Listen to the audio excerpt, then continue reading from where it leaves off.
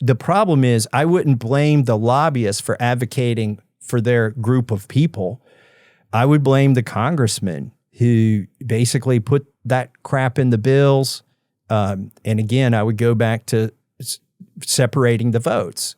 How do you know that your congressman is sold out to Big Pharma, for instance, if Big Pharma is only one-tenth of the bill? Right. And there's pay raises for veterans in there. So they can hide the fact that they're selling out over here by buying in over here. Yeah. God, it almost sounds fun. Now, there's one group of lobbyists I don't think really should exist or should have access to U.S. offices, and those are foreign lobbyists. Yeah. Yeah, I've heard you talk about this before, and I've heard a lot of people are talking about it now. It's definitely become a hot topic. And AIPAC is one of the big ones. And that stands for American Israeli political. It's not a fund. It didn't start out as a super PAC. So Political Action Committee? Public Affairs Committee. There we go. Public Affairs Committee. American Israel Public Affairs Committee. Now, a lot of times PAC stands for Political Action Committee, like you said, but these guys were started before there were Political Action Committees, so it stands for Public Affairs Committee. Got it. And they bragged that they've spent more on elections than any other lobbying group. In the world? In the United States. In the United States. In Congress. Okay. They now do have a political action committee, and I forget what the name of it is. So AIPAC has a subsidiary that spends money to basically crack heads of congressmen. So there's two kinds of, by the way, there are two kinds of lobbying groups. Mm-hmm. There's access lobbying. That's where they're all your friends. They're never mean to you. Even if they don't like you, they'll buy you a steak dinner. And they'll try to get you to hear out their point of view. And they figure, as long as I can get in that person's office, I'm doing well for the people I'm lobbying for. Okay. But then there are confrontational lobbyists like AIPAC. And AIPAC has transitioned into a confrontational lobbying group where if you don't do what they want, they come after you. Wow. And what does it look like? They spent $400,000 against me in my last election. And they are basically advertise themselves as just all things Israel. They are lobbying for more money to go to Israel, which all the money we give to Israel is military money. So they are basically lobbyists for the military-industrial complex. Got it. Understood. So, and I'll ask you some questions about that, the military-industrial complex, in a few minutes. But do you feel like Israel is a fair ally? Are they a good ally for us? Well, or is that too general of a question? Well, I think it doesn't matter. Like, there's no big, giant Great Britain lobby. There's no Australian lobby. There's no German lobby. Oh, the other countries don't have them? No, not like this. This is singular. This is unique. I mean, if you're an ally, why wouldn't we work with you? Why do you have to convince us that you're our ally? Why do you have to basically go into every congressional office and convince them? And it's because they want to keep the money flowing. And they've got a good return on their investment. I mean, we send more foreign aid to Israel than to any other country. Yeah. They're, like 10 million people or something. Yeah, I think Tennessee, I don't know the population in Tennessee, but it's probably about, on that order. Yeah, I think this year they said we spent like $12 billion, but that's not actual dollars. It's in military aid, right? Yeah, it's dollars like that comes out of the Treasury. Stuff? Yeah, but it's not like we give them. It's a gift certificate that's redeemable at Lockheed Martin and your local Raytheon. Okay, got it. So that's kind of how that works. Yeah. Okay, got it. Why do they have this carve out that's just for them? Like what do we get from Israel, do you feel like? We got a lot of countries that hate us. Is one of the things we get.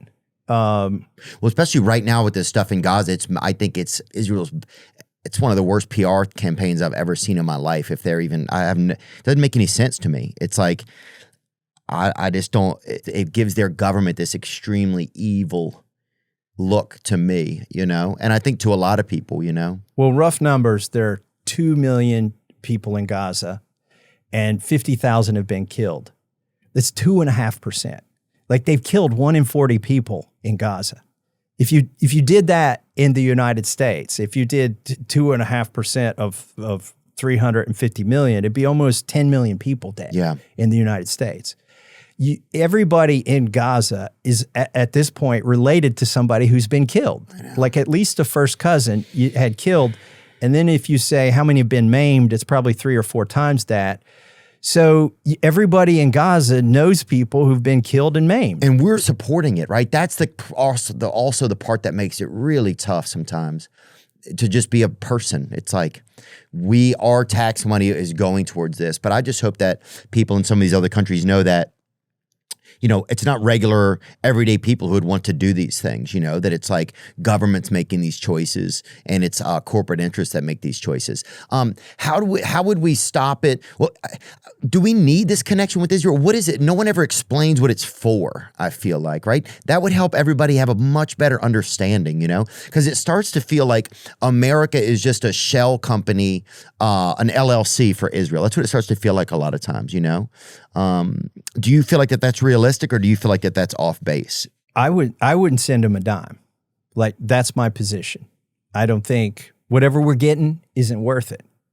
And don't ask me to articulate the benefit, because I think the cost is greater than the benefit. Everybody in Gaza is at this point has to hate Israel, right? And by extension, those bombs, when they see American politicians go over there and like sign the frickin' bombs that are going to kill women and children. What do we actually? There was just a clip with Ted Cruz that came up. Can you see if you can find that, Trevin? Where Tucker Carlson was interviewing Ted Cruz. Let me see. This is a scary interview. During the Tucker Carlson interview with Ted Cruz, it's confirmed. Israel's version of the CIA called Mossad, Spies. Oh, it's about spying. It's like what we get. Let's just watch it for a second. Yeah. Does Mossad share all of its intelligence with us? Oh, probably not, but they share a lot. We don't share all of our intelligence with them, but we share a lot. It's a close alliance. Do they spy domestically in the United States? Oh, they probably do, and we do as well. And friends and allies spy on each other. And I assume all of our allies spy on us. That's okay with you? You know what? One of the things about being a conservative is that you're not naive and utopian. You don't think humans are all... Part of the reason socialism doesn't work is the mantra from each according to his abilities to each according to his needs doesn't work. As a conservative, I assume people act in their rational self-interest. So it's conservative to pay people to spy on you? It's conservative to recognize that human beings act in their own self-interest, and every one of our friends spies on us. And I'm not... Do you like it? That's my question. I'm not asking whether they have motive to do it. Of course they do. I understand that. And by the way, I'm not mad at them. But you're an American lawmaker, so I just want to know, hold on, I want to know your attitude. Yeah. You said that your guiding principle, in fact, the only principle, the only criterion. I said guiding, the overwhelming. I wouldn't say only. Is it in America's interest? Is it in America's interest for Israel to spy on us, including on the president? It is in America's interest to be closely allied with Israel because we get... What do we get? That's the thing. It's painful to watch that. So when I'm in a room with somebody and they say, can I talk to you, just frankly, is anybody listening? I say, well, there's 3 nation states plus our own in my phone. Yeah. There's going to be Russia, China, and Israel. They're in our phone? No, not yours. Like, it's a lot of effort anybody can be hacked, okay? Oh, I thought one of the reasons I got to go to Qatar recently, and I wonder if they hacked my phone. I thought they were good. I don't know if that's crazy. I think it's probably continuously hacked, okay? That's what I'm thinking. It just seems like everything's hacked now. I get scared, But if you're I play the Israeli national anthem every 45 minutes. Look, Amazon and Facebook know what you're saying in your phone, right? But probably Israel and Russia and China aren't devoting that effort and internet traffic, which can become detectable to us. Right. But you're probably, why wouldn't you be trying to hear what the 535 people in Washington, D.C. who vote on bills, what they are thinking? And then, also there are allegedly some congressmen who indulge in insider trading. But I would guess that there are probably some hackers who are also inside a congressman's phones trying to figure out what the sentiment is in Washington, D.C., and then trading on that. Wow. So there's always this extra layer kind of going on, it feels like. Yeah.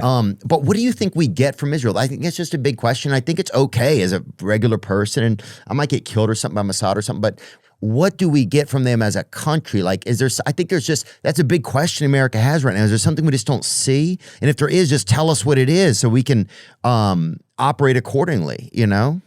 No, I think they're the best lobbying group in Washington, D.C. And the reason they can do it is you have dual citizens, people who are American and Israeli, who are allowed to give money into American politics, and because they're American, and by virtue of that, you're allowed to participate. But if you're a foreign national, you're not allowed to. So they're one of the few countries that can donate money to what? To super PACs, to members of Congress. Other countries are not allowed to do that. Well, I mean, they could if you were dual citizens, but there's not so many dual citizens, as it were. But could somebody be a Russian and American dual citizen and serve in a Congress or? Sure, and donate to congressmen.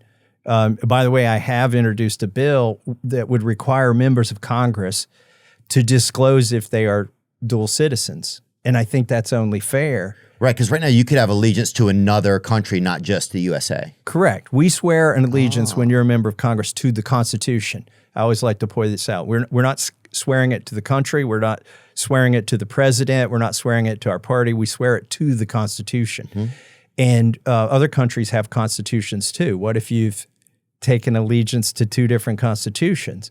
Like the American, I'm not even, my bill wouldn't even keep you from being a member of Congress. It would just say you have to disclose it if you are.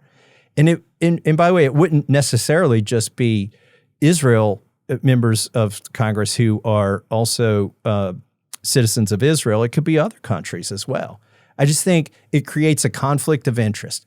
And I have to disclose yearly which stocks I own. Mm-hmm. I have to disclose all my personal financial information so that the voters can decide if I am unduly influenced by that conflict of interest. And so that's the structure of my bill. My bill it's an election disclosure. Okay, you're running for Congress. Bring it up. Tell us which countries you are Representative Thomas Massie announces the introduction of H.R. 2356, the Dual Loyalty Disclosure Act.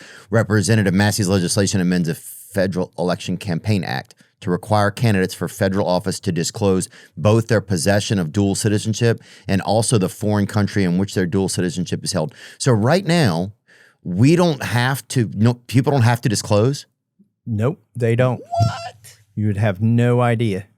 Have you seen Spies Like Us, dude?